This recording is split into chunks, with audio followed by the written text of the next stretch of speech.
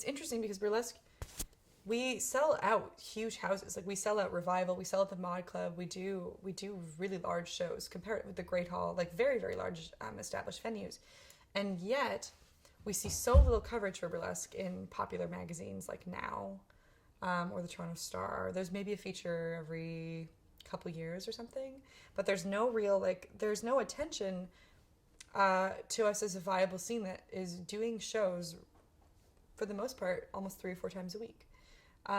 Sometimes there have been weeks where there's been something every night of the week.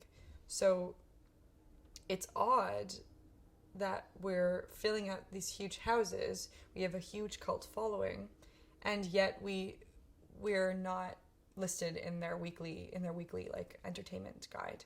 And yet there is no best of for burlesque in Now magazine, there's no regular coverage in something like the Toronto Star, but they'll cover like a small.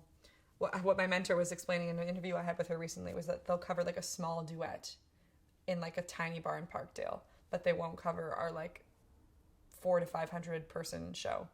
So it's very problematic, and I think part of it is that is not necessarily even the sex aspect of burlesque, because we see so much coverage with like Buddies in Bad Times, or the body issue that they do. Like, so I don't think it has to do with nudity or with sexual titillation. I think it has to do with classism and with burlesque being associated with low art and that not being valued culturally.